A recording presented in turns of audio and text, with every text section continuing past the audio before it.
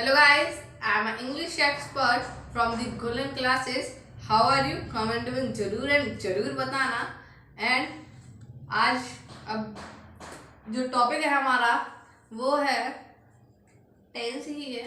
Tense हमने previous video में भी सीखा था, थोड़ा सा रह गया था। वो मेरे को कुछ पॉइंट्स बताने आपको मेन, जो कि आपकी स्टडी के लिए very and very very important है। अगर आप उन्हें पढ़ लेते हैं अच्छे से तो वो आपके लिए वेरी वेल रहेगा, मतलब कह सकते हैं बहुत अच्छा रहेगा, जिससे कि आपके पास भी कोई परेशानी नहीं रहेगी। आप एकदम परफेक्टली कर सकेंगे हर चीज को टेंस के अंदर। Okay, so concentrate on the board please. And तो सबसे पहले हम अपने फॉर्मेट को पूरा कर लेते हैं बोर्ड के। What is the date today? बोलो, चुप नहीं रहो। आज हमारा डेट है 4 एंड जो हमारा मंथ है 10th है एंड जो हमारी ईयर है 2020। Okay guys, 4th date and 10th month and 2020 year. Okay, so जो हमारा सब्जेक्ट है वो हमारा क्या रहता है? इंग्लिश रहेगा। ओके,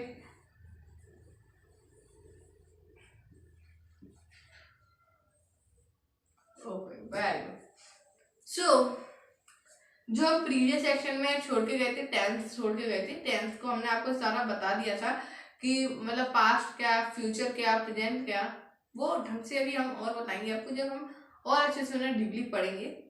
पहले मैं टेंस की आपको एक और चीज बता देती हूँ, और आपको मैं टेंस के बारे में बहुत नहीं, कुछ सम पॉइंट्स आपको दिखाना चाहूंगी जो कि आपकी बेसिक स्टडी के लिए जरूरी है ना, उसकी हमें नीड है। तो देखो, सबसे पहले आपने देखा होगा कि जो टीचर्स होते हैं बेसिकली आपको टेंस की डेफिनेशन नहीं लिखाते, राइट? टेंस वो बता देते हैं कि टेंस ये होता है, काल होता है टेंस। टेंस में हम मतलब पढ़ते हैं प्रेजेंट, पास्ट एंड फ्यूचर, यही बता देता है टीचर आपको। प्रेजेंट में वर्तमान होता है, पास्ट माने आपका गुजर चुका एंड फ्यूचर माने आएगा, बस। और फिर वो आपके टेंस को कराने लगते हैं, फॉर्मूलेस वगैरह आपको लिखाने लगते हैं। बट अब बच्चे को टेंस अब बता रहे हो, टेंस एक मेन टॉपिक है तो उसको डेफिनेशन आई थिंक सो होना चाहिए जरूर, है ना। तो आज मैं आपको टेंस की डेफिनेशन लिखाऊंगी। अगर आपके पास नहीं है तो मैं बहुत इजीली लिखाऊंगी यहाँ पर, आप इसे लिख लेना। और अगर आपके टीचर ने उसे लिखाया हो तो very well done and so great. अगर नहीं है तो आप इधर देखिए, नो टेंशन। ओके, तो सबसे पहले हम टेंस की डेफिनेशन देख लेते हैं। हमने टेंस पढ़ रहे हैं तो टेंस एग्जैक्टली होता क्या है? ओके, टेंस क्या होता है अगर आपको मालूम है तो उसे आप कमेंट के अंदर जरूर बताएं। Okay, all the best. देखो, टेंस की हम डेफिनेशन लिखने जा रहे हैं। A form of verb, a form of verb or an action with an activities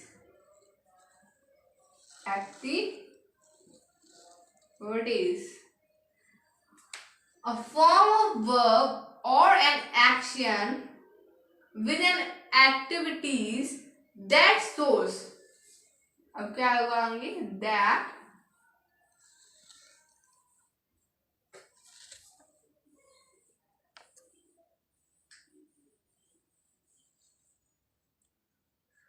समझ में ना आए तो आप कमेंट में कर सकते हो, है ना। a form of verb or an action with an activities that shows, क्या shows कराता है? something happen। क्या shows कराता है? something happen।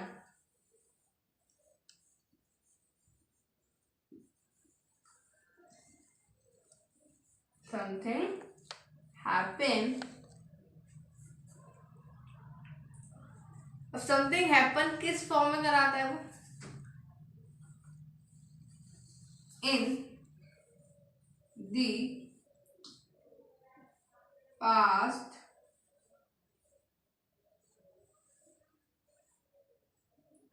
एक सेकेंड, थोड़ा सा प्रेजेंट एंड किसमें, future. Okay, and future. Got it. देखो लैंग्वेज तो मैंने इसका बहुत सिंपल ही बनाया एंड लिखा है. ये मेरे टीचर ने बताया था, बहुत अच्छे टीचर थे वो भी. तो ये जो आपकी डेफिनेशन है, अगर इसे पढ़ के देखा जाए तो ये इजीली आप इसे हिंदी में कन्वर्ट कर सकते हैं. ओके, कोई बात नहीं, अगर नहीं कर पाए तो मैं बता रही हूँ, नो टेंशन.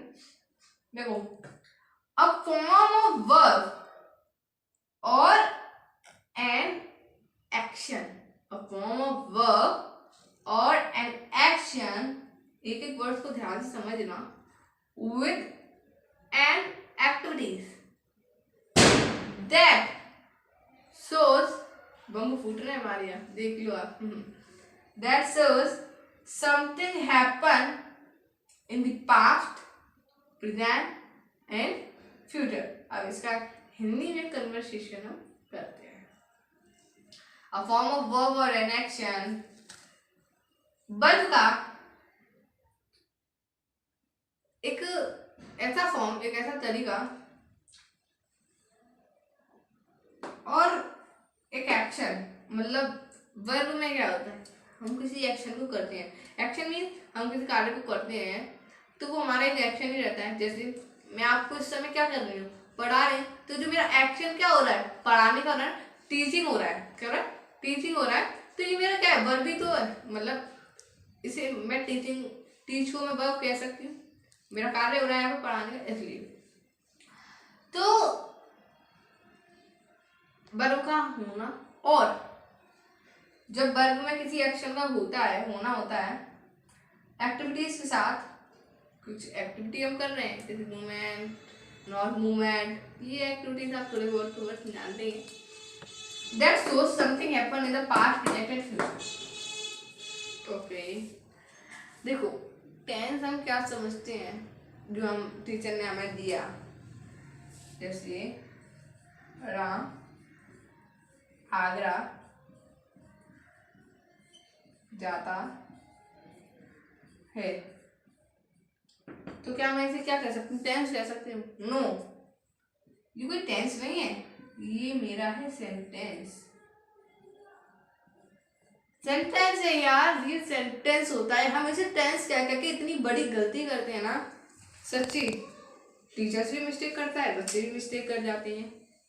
कुछ टीचर्स ऐसे होते हैं, इन पर ध्यान देते हैं, मैं इन करी बिल्कुल नहीं ध्यान देते. इनको क्या होता है कि राम आगरा जाता है, आप खुद देखिए, ये वाक्य ही तो है जो मेरे शब्दों से मिलकर बना है. This is a sentence which makes words. Okay, जो वर्ड से मिलकर बना है. अब इसे हम फिर टेंस क्यों कहते हैं, टेंस हम इसे गलत कहते हैं. टेंस तो वो होता है जो हम कार्य कर रहे हैं, जो हम क्रिया कर रहे हैं, कुछ भी क्रिया कर रहे हैं, वो हमारी पास्ट में हो रही है, प्रेजेंट में हो रही है या फ्यूचर में हो रही है. पास्ट मीन्स पहले, जो गुजर चुका, जो हो चुका, मतलब वो मैंने कार्य पहले कर लिया है. एंड प्रेजेंट में जो अब कर रही हूँ, अभी मैं वर्तमान में आपको पढ़ा रही हूँ, तो ये मेरा प्रेजेंट वर्ब मतलब प्रेजेंट पे कार्य चल रहा है, प्रेजेंट एक्शन चल रहा है. और जो मैंने आपको 2-3 वीडियोज जो मेरी बनी है, तो वो पास्ट में. एंड फ्यूचर में जो मैं आपको आगे पढ़ाने जाऊंगी, तो वही मेरा फ्यूचर हो. तो टेंस का केवल सिर्फ इतना सा रोल होता है कि जो हम कार्य कर रहे हैं, जो हम क्रिया कर रहे हैं, यानी कि जो हम वर्क कर रहे हैं, हमारी पास्ट में हो रही है, प्रेजेंट में हो रही है या फ्यूचर में हो रही है, बस वो इतना पता लगा था. और बाकी का जो रोल होता है बच्चों, वो रोल होता है सेंटेंस का. किसका? सेंटेंस का. Okay, got it. एंड तो आप समझिए कि टेंस क्या होता है. टेंस वो होता है जो हम क्रिया कर रहे हैं विद एक्टिविटीज के साथ, वो हमें ये पता लगा है कि वो कार्य हमारा पास्ट में था, प्रेजेंट में है या फिर फ्यूचर में आएगा। समझ में आए? और कुछ कारण नहीं होता टेंस से हम गलत कहते हैं। टेंस नहीं होता, हम पढ़ते हैं सेंटेंस, प्रेजेंट इंडेफिनिट का सेंटेंस, पास्ट इंडेफिनिट का सेंटेंस, है ना? समझ रहे हो? तो आप बस समझिए, आपको कुछ काम नहीं, आप समझो। तो ये आपने बेसिक पढ़ा, आपको समझ में आया?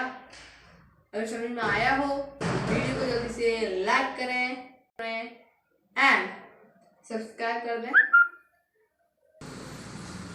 तो आपको समझ में आ रहा है? अगर नहीं आ रहा है कमेंट पे जरूर बताएं। एंड वीडियो को अभी तक लाइक नहीं करा हो तो लाइक करें, शेयर करें, कमेंट करें एंड सब्सक्राइब करें। ओके, अभी वीडियो नहीं खत्म हुआ ना, वो बोला है।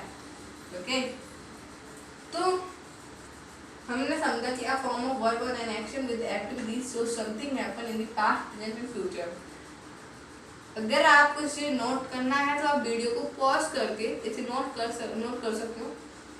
एंड अदरवाइज वो आपके ऊपर डिपेंड करता है। वैसे आप नोट कर लो, इसे अच्छा रहेगा, आपके जो फ्यूचर टाइम में आपके लिए बहुत हेल्पिंग ये रहेगा। अगर आप भूल जाते तो आप इसे देख सकते हैं, what is the tense.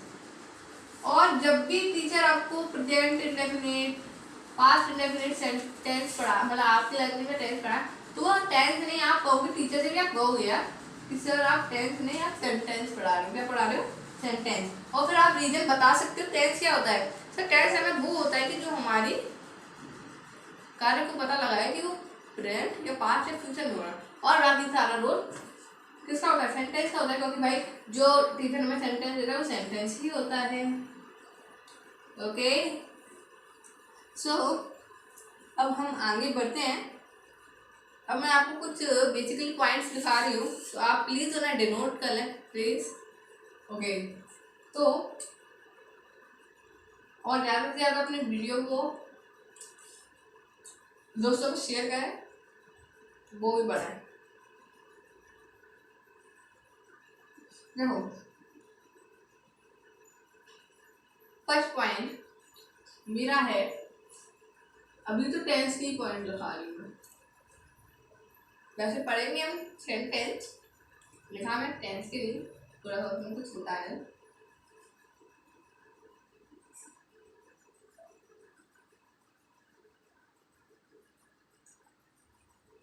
Structure,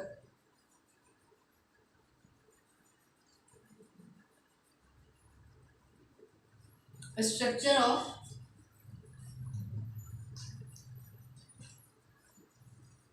sentences, structure of, तो स्ट्रक्चर ऑफ सेंटेंसेस में क्या है बच्चों? जो सेंटेंस है, सेंटेंसेस जो हम पढ़ते हैं तो उनका एक स्ट्रक्चर क्या होता है, उनका लिखने का वे क्या होता है ना। देखो, जैसे इन हिंदी देखते हैं हम, हिंदी के अंदर जो हमारा एक एग्जाम्पल ले लेते हैं, वो हिंदी में हम एग्जाम्पल्स जैसे बोला जाए तो श्याम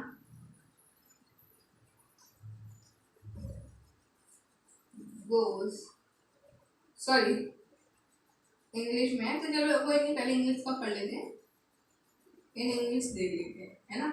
इंग्लिश में हम कैसे क्या लिखते हैं? Shyam goes to home, Shyam goes to home, Shyam घर जाता है, श्याम गोज टू होम। तो देखो आप देखो कि श्याम क्या है, यहाँ पर कार्य कौन कर रहा है? घर जाने का। श्याम, तो श्याम क्या हो जाएगा? सब्जेक्ट। क्या हो जाएगा? सब्जेक्ट। एंड गोज क्या है? जाना क्या है? क्रिया है, तो ये क्या हुई? वर्ब। क्या हुई? वर्ब। एंड टू क्या है? सेंटेंस को जोड़ने का काम कर रहा है, एक तरीके से कंजक्शन भी और कंपोजिशन भी है ना। अदर वर्ड्स में ले लेते हैं, अच्छा अदर वर्ड्स ले लेते हैं, जैसे आपको कोई कंफ्यूजन ना हो, अदर वर्ड्स। एंड जो हमारा होम है वो क्या है? वो होता है हमारा ऑब्जेक्ट। क्या होता है? ऑब्जेक्ट। फॉर्म हमारा क्या? ऑब्जेक्ट है होम। ओके, क्या है ना, तो ये हमारा लिखने का एक तरीका हो गया।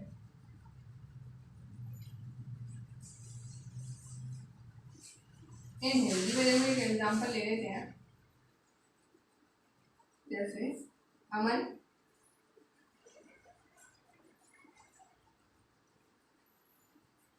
पढ़ता है। तो देखो अमन पढ़ता है, अमन पढ़ता है। तो देखो अमन पढ़ता है, पढ़ने का कार्य कौन कर रहा है? कौन कौन कर रहा है? बोलो।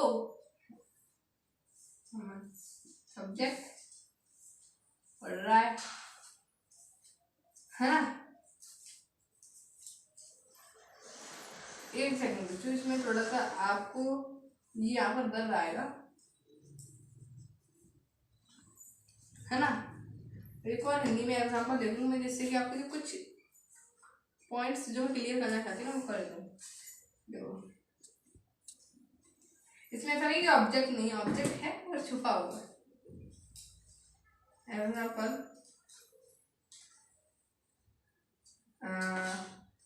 अमन खाना खाता है। देखो अब इसमें देखना, अमन तो हो गया सब्जेक्ट,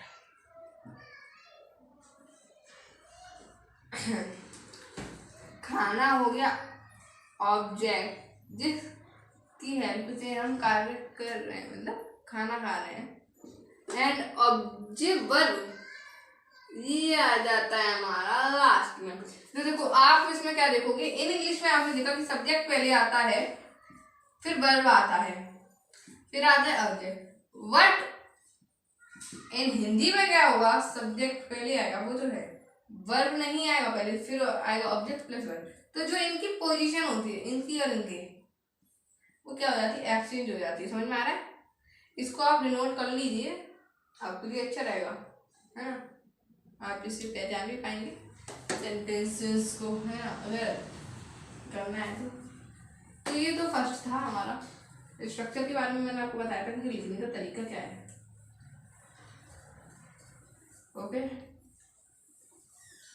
एंड सेकंड में हम देखेंगे फॉर्म ऑफ वर्ब्स। क्या देखेंगे? Form of verb. Form of verb. Verb की कितनी फॉर्म होती है? वर्ब की फॉर्म कितनी होती है? देखो बेसिकली आपने वर्ब की 3 फॉर्म पढ़ी होंगी, past form, present form and future form, या पास्ट पार्टिकल फॉर्म। लेकिन आज मैं आपको 5 फॉर्म्स बताऊंगी। कितनी? 5 फॉर्म्स। देखो ध्यान से, B1 B2 B1 B2 मतलब वर्ब की फर्स्ट फॉर्म, वर्ब की सेकंड फॉर्म। 5 फॉर्म्स बता के जाऊंगी आज मैं आपको। B3 B4 and fifth is that B5। तो देखो जो B1 है उसे हम इस वाली फॉर्म को क्या कहते हैं? थोड़ा फिर से नीचे लिख दूंगी, है ना, बाद में आपको दिखेगा नहीं। तो B1 को कहूंगी मैं बेस या पार्टिकल। इसे मैं बेस फॉर्म भी कह सकती हूँ B1 को, सॉरी पार्टिकल फॉर्म नहीं, प्रेजेंट फॉर्म। इसे क्या कहते हैं? Present form. आपकी मर्जी, आप कुछ भी कहो, बेस फॉर्म भी कह सकते हैं, प्रेजेंट फॉर्म भी कह सकते हैं। एंड सेकंड को आप देखो, सेकंड को हम क्या कह सकते हैं?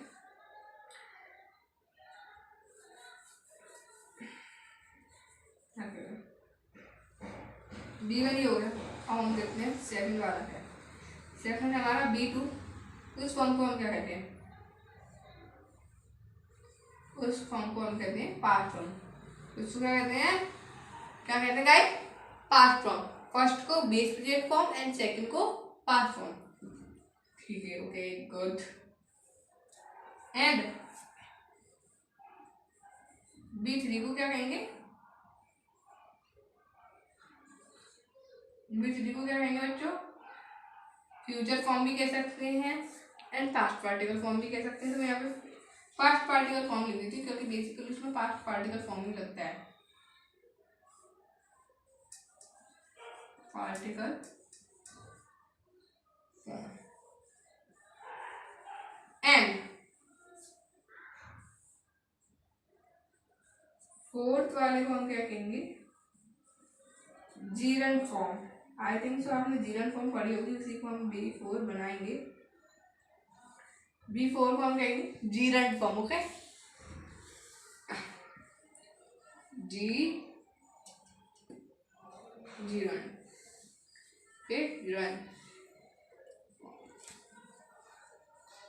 जीरंड फॉर्म या ING फॉर्म? जीरंड फॉर्म या ING फॉर्म? ING फॉर्म को ही हम जीरंड फॉर्म करते हैं, कहते हैं। ओके, एंड B5 का जगह नहीं दिख रहा तो इसे कहाँ एडजस्ट करें? चलो B5 को हम यहाँ एडजस्ट कर लेते हैं। B5 को हम कहते हैं S या ES फॉर्म। क्या कहते हैं? S या ES, S या ES फॉर्म। तो एक एक एग्जाम्पल ले लेते हैं। क्या कैसे है? देखो, B1 बेस फॉर्म, जैसे मेरा ये है, मैं बोलूँ तो आपको क्या बोलूँ,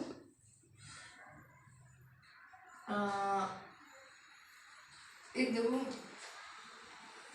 गो ले क्या लेते हैं? गो बेस फॉर्म या प्रेजेंट फॉर्म से कह सकते हैं, जो कि शुरुआती की फॉर्म होती है। ठीक है, गो फॉर्म। अब गो का सेकंड फॉर्म क्या होगा? B2 क्या होगा? Past form. लर्न करना पड़ेगा ये तो आपको ना। बेंट होता है। क्या होता है? Bent, go bent. एंड जो पास्ट पार्टिकल फॉर्म होता है उसका गॉन होता है। क्या होता है? Gone, go, when, gone. इतना आपने पढ़ा है। अब जीरंड फॉर्म में क्या होगा? इसमें ING लग जाएगी, गोइंग हो जाएगा, जो कि आप प्रेजेंट कंटिन्यूअस, पास्ट कंटिन्यूअस में एंड फ्यूचर कंटिन्यूअस में आप पढ़ते आए हैं ING फॉर्म। तो इसे जीरंड फॉर्म कहते हैं, जो गोइंग है ना। And fifth form SAES form. और जैसे गो है तो गोस में S या ES में से हम क्या लगाएंगे? ES लगाएंगे। क्या लगाएंगे? ES। ओके, तो ये तो हमारी रही थी पास्ट फॉर्म। वन की first form base form, present form, second form past form, third form past particle form, and fourth form is gerund form, and fifth form is S या ES form. आपने सिर्फ पढ़ा है, लेकिन मैंने इसमें mix करा है ना। और क्या होता है, इसे आप बिल्कुल अपने ध्यान से पढ़िए। तो अब आगे वाले हम तीसरे पॉइंट पर चलते हैं।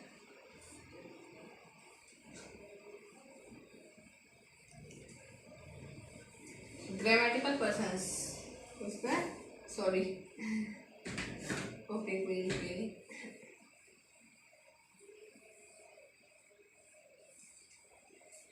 हाँ, थर्ड पॉइंट इज ग्रामेटिकल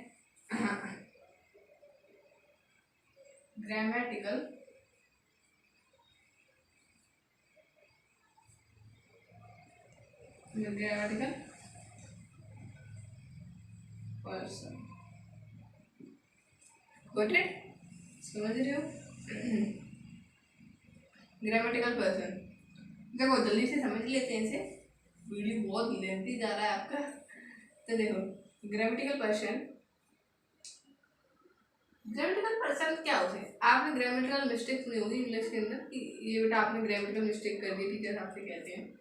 अगर आप इसे नहीं समझ पाते हैं तो आप समझ लीजिए, ग्रामर के अंदर जितने पर्सन्स होते हैं उन्हें हम ग्रामेटिकल पर्सन कहते हैं। एक जो हम जैसे पर्सन्स को नहीं वैसे बता रहे हैं।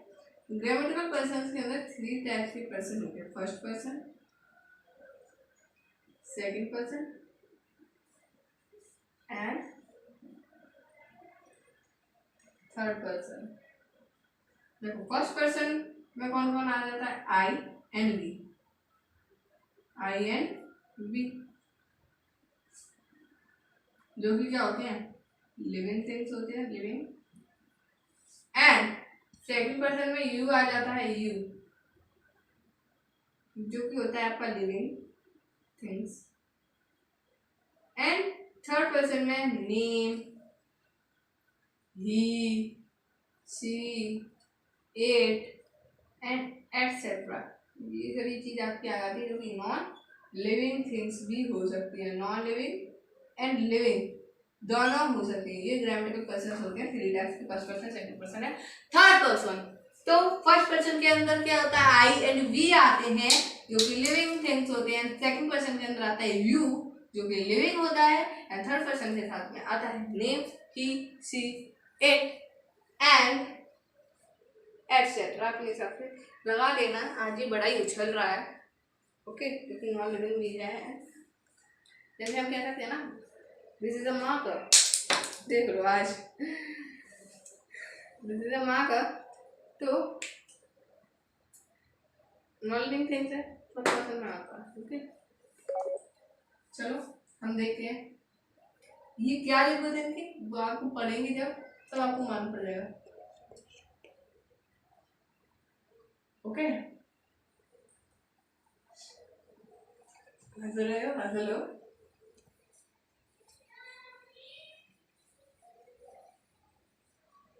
अब लास्ट पॉइंट, लास्ट मतलब कुछ भी देख लो, अब लास्ट है क्या है? देखिए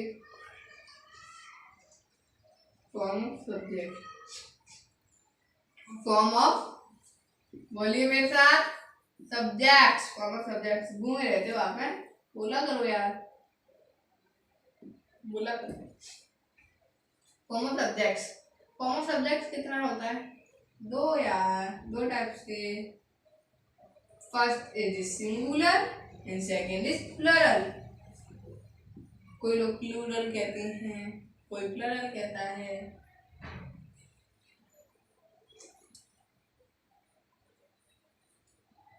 सिंगुलर एंड,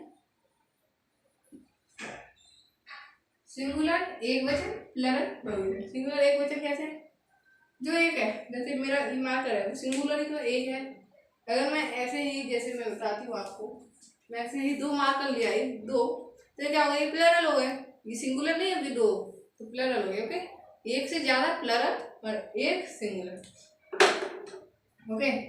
तो फॉर्म ऑफ सब्जेक्ट हमारा सिंगुलर एंड प्लरल होता है। एंड फिफ्थ स्टेप में कुछ नहीं है आपके लिए, देखो टाइप्स ऑफ सब्जेक्ट, वो तो मैंने आपको बता ही दिया। टाइप्स ऑफ सब्जेक्ट कितने टाइप्स के होते हैं? 5 टाइप्स के। First is that assertive, second is that interrogative and third is that क्या होता है, दिमाग में निकल रहा है, imperative, okay. And fourth is that optative and fifth is that exclamatory. अगर आपको ये नहीं पता है तो आप जो हमारी प्रीवियस वीडियोज है उनमें जाके आप ये देख सकते हो, ओके। सो आज का हम टॉपिक यहीं खत्म करते हैं, टेंस वाला। कल से हम आपको प्रेजेंट इंडेफिनिट की ओर ले जाएंगे, उसका सफ़र करानी है अच्छे से। तो आप अच्छे से रेडी रहना, ओके। और जो हमारा आज का टॉपिक है वो यहीं फिनिश होता है। So guys, okay, bye bye, tata and see you. और इस वीडियो को लाइक, कमेंट एंड शेयर और सब्सक्राइब करना ना भूलें, और जल्दी से बेल आइकन पर दबाने अगर आपने ना दबाया हो तो, जिससे कि हमारी वीडियो के नोटिफिकेशंस आपके पास जल्दी से जल्दी दौड़ते दौड़ते आते रहेंगे। And stay home, stay safe, okay, bye.